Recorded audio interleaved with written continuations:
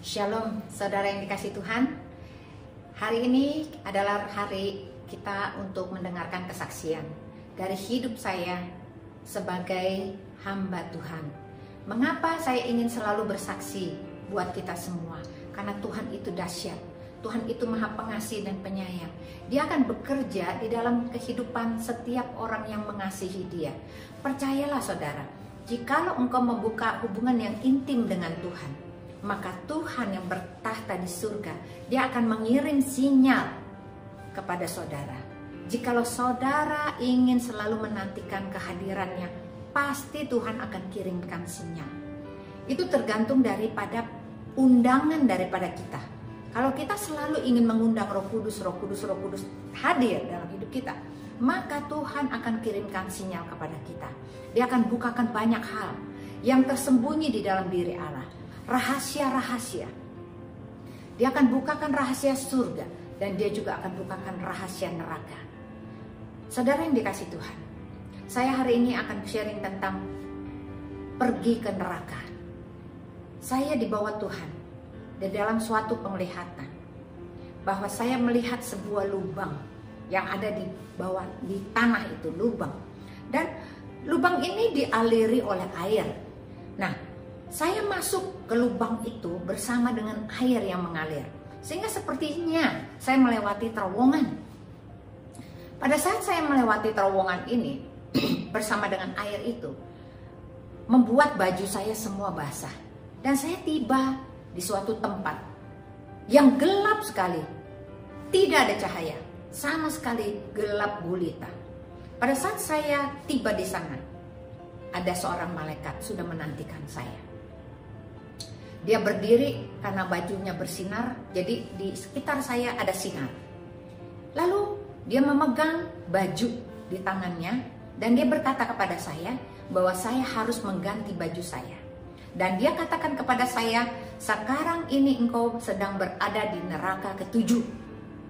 Saya mengikuti apa yang malaikat ini katakan.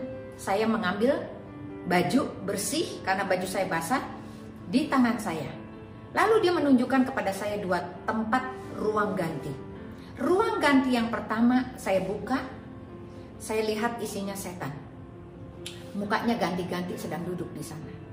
Lalu saya buka lagi ruang ganti yang kedua. Pada saat saya buka ruang ganti yang kedua, di situ juga sudah ada setan yang sedang duduk di hadapan saya dan mukanya ganti-ganti terus. Saya tidak merasa takut. Saya masuk dan saya duduk tepat berada di depan setan tersebut. Saya tidak merasa takut sama sekali. Lalu kemudian pada saat saya memulai untuk membuka pakaian saya yang basah, saya memulainya dari atas di sini kancing. Tiba-tiba jendela yang ada di sebelah saya itu tadinya masif, sepertinya tertutup masif. Tiba-tiba menjadi sebuah kaca. Sehingga saya bisa melihat keadaan yang di luar sana yang dalam kegelapan itu. Remang-remang. Lalu saya melihat begitu banyak orang yang berjalan. Laki-laki, perempuan, besar dan kecil. Semua sedang berjalan seperti zombie. Kemanakah mereka pergi? Karena begitu banyak orang. Ternyata mereka sedang pergi menuju sebuah jurang. Yang dimana di jurang itu adalah api. Saya melihat pemandangan itu dan terheran-heran. Hati saya sangat teriris. Dan saya berkata, siapakah mereka ini? Lalu saya melihat lagi suatu pemandangan. Di situ ada sebuah ranjang. Dan ranjang ini bergerak. Dan di atasnya ada dua orang laki-laki. Penyuka sesama jenis. Ada di sana. Dan lewat di depan samping saya seperti ini. Dan pemandangan itu mulai menghilang. Saya melihat orang-orang itu tetap berjalan dalam kegelapan. Sungguh sangat mengerikan. Lalu tiba-tiba pemandangan yang saya lihat kemudian tertutup kembali seperti tembok begitu atau seperti kayu. Dan saya melanjutkan untuk mengganti pakaian saya yang basah dengan pakaian yang kering, yang baru yang malaikat itu berikan kepada saya. Kemudian pada saat saya melanjutkan, setan di depan muka saya itu juga masih berganti-ganti wajahnya. Menyeramkan. Pada saat saya membuka kancing di dada persis di sini, Tiba-tiba keluarlah sebuah huruf yang besar sekali dari dada saya. Dan saya melihat huruf itu keluar dari dada saya. Kebenaran. Begitu huruf ini keluar komplit menjadi sebuah huruf yang tuntas, yaitu kebenaran, maka setan yang ada di depan saya itu kemudian hancur berkeping-keping dan hilang dari hadapan saya. Pada saat setan itu hancur, saya melihat diri saya sudah berpakaian lengkap dengan baju putih, dan saya melihat malaikat itu sedang memakaikan sepatu perak di kaki saya. Lalu saya bertanya kepada dia, untuk apakah sepatu ini? Lalu dia berkata, sepatu ini adalah untukmu bisa berjalan di neraka ketujuh. Lalu saya bertanya kepadanya, siapakah mereka itu yang sedang berjalan dalam kegelapan dan menuju jurang neraka di sana? Siapakah mereka? Malaikat itu menjawab saya, mereka adalah orang-orang yang masih hidup, tetapi jiwanya sedang berjalan di dalam neraka. Lalu saya terbangun dari mimpi saya itu. Kemudian saya merenungkan beberapa hari lamanya tentang neraka ini. Hati saya merasa sangat teriris-iris melihat mereka yang berjalan dalam kegelapan dan menuju jurang neraka. Lalu saya mulai berdoa dan berdoa. Saya bertanya kepada Bapa di surga. Saya bertanya, Bapak, apa yang harus aku lakukan? Bagaimana caranya aku memberitahukan kepada mereka bahwa mereka sedang jalan di dalam kegelapan dan menuju jurang neraka? Bagaimana aku bisa, Tuhan? Saya mulai berdoa seperti itu, saudara yang dikasihi Tuhan. Nah, Tuhan mulai memberikan kepada saya sebuah jawaban. Engkau harus banyak bersaksi. Engkau harus banyak pergi ke tempat-tempat yang orang lain tidak mau pergi. Di sanalah mereka yang terperangkap, yang diikat dalam ikatan iblis, dan mereka semua akan masuk ke neraka.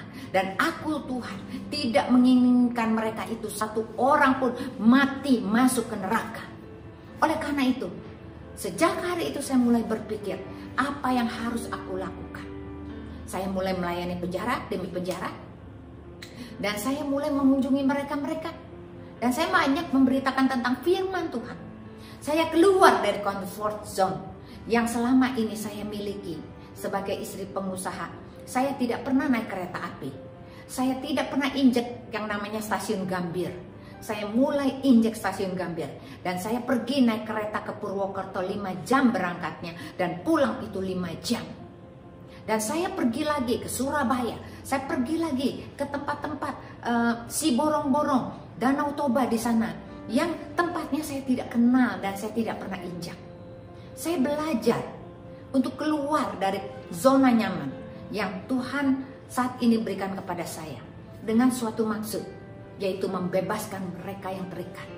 Pada saat saya membuat suatu KKR, saya pergi ke Jogja, saya pergi kemana-mana, saya selalu membuat KKR dengan doa dan urapan. Pada saat saya berdoa dan mengurapi mereka, mereka itu semua dilawat oleh Tuhan. Mereka dilepaskan dari ikatan-ikatan mereka, dari ikatan dosa. Pada saat saya melayani di penjara, saya melihat badan mereka besar dan bertato, tapi saya melihat mereka mau maju ke depan, dan mereka itu menangis, menyesali akan dosa-dosanya. Beberapa kali saya ceritakan tentang neraka ketujuh ini di berbagai tempat. Lampu mati, listrik mati, mic-nya tidak nyala, saya diganggu, banyak gangguan. Tetapi saya tidak akan pernah mundur. Saya akan terus bersaksi dan bersaksi tentang bagaimana kita harus terbebas dari neraka ketujuh ini. Saudara yang dikasihi Tuhan, Tuhan Yesus mati disalibkan buat kita. Darahnya tercurah. Dia ingin membebaskan kita. Pada hari kematian Tuhan, dia disalib pada Jumat Agung. Dia bangkit pada hari ketiga. Dan itu adalah kemenangan. Saatnya kita semua harus bangkit. Bagi orang yang percaya, mati adalah hanya sebuah tidur. Kita akan dibangunkan suatu hari kelak pada saat kedatangan Tuhan Yesus kedua kali. Jangan takut. Karena kuasa maut tidak akan membawa kita ke neraka sekalipun. Mengapa? Karena kita adalah anak-anak kerajaan Allah. Kita adalah milik Tuhan. Tubuh, jiwa, dan roh kita adalah kepunyaannya. Oleh karena itu, buanglah rasa takut. Rasa takut akan meninggal dunia karena kena COVID atau penyakit yang lain-lain. Kita tinggalkan semua karena hidup kita adalah sebuah keuntungan.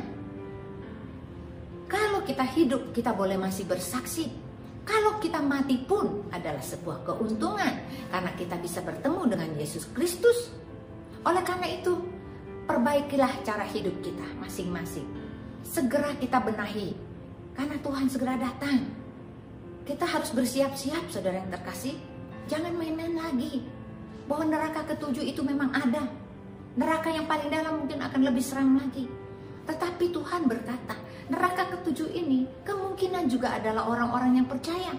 Orang-orang yang sudah ke gereja, tapi mereka tidak keluar daripada kebiasaan mereka yang masih terikat di dalam keduniawian. Mereka tidak mau melepaskan hobi mereka. Mereka masih menonton pornografi. Mungkin mereka masih terikat oleh judi. Mungkin mereka masih terikat oleh hal-hal yang tidak layak, tidak cocok dengan Tuhan. Mungkin mereka masih melakukan kebohongan atau kenajisan. Saya tidak tahu. Tapi Tuhan berkata, dalam kesaksian yang saya berikan pada hari ini, kita harus perbarui hidup kita. Kita harus menjadi orang benar. Karena kebenaran, righteousness, itu yang akan menghancurkan musuh kita, yang akan menghancurkan kuasa iblis. Karena kebenaranmu, benar perkataanmu, benar pikiranmu, benar telingamu, benar hatimu, benar tanganmu, benar langkahmu, maka kita semua adalah orang-orang benar. Doa orang benar besar kuasanya. Doa orang benar besar, bisa melepaskan kuasa-kuasa maut, bisa melepaskan kuasa-kuasa dosa yang mengikat seseorang, siapapun dia. Suami kita, anak-anak kita, saudara kita, mungkin ada tetanggamu. Jangan panggil pendeta, karena engkau sudah dipakai oleh Tuhan untuk menjadi alat. Oleh karena itu percaya saja, buka hatimu, undang dia terus-menerus setiap hari dalam hatimu. Maka roh yang besar, roh yang berkuasa, yaitu Roh Kudus, yaitu Roh Kristus sendiri akan berkarya di dalam hidupmu. Dan engkau lebih daripada pemenang. Engkau bisa memenangkan jiwa-jiwa, sehingga apa yang kita lakukan ini tercatat di surga. Engkau memenangkan jiwa menjadi upahmu nanti di surga. Engkau mendapatkan upah yang besar. Engkau mendapatkan mahkota kehidupan, mahkota kemuliaan, mahkota kekudusan. Oleh karena itu, kejarlah apa yang Tuhan kasih di dalam kehidupan kita saat ini. Pergunakanlah waktu yang ada, karena waktu-waktu ini jahat adanya. Dan semakin hari, orang benar akan semakin benar. Orang baik akan semakin baik. Orang jahat akan semakin jahat. Oleh karena itu, kita kembali kepada panggilan Tuhan, yaitu kekudusan kita, kebenaran kita akan menjadikan kita kuat. Kita akan menjadi pemenang iman, pemenang dalam segala hal. Mari saudara yang dikasihi Tuhan, bangkit. Jadilah engkau kuat, jadilah engkau pemenang. Dalam nama Yesus, Tuhan Yesus memberkati.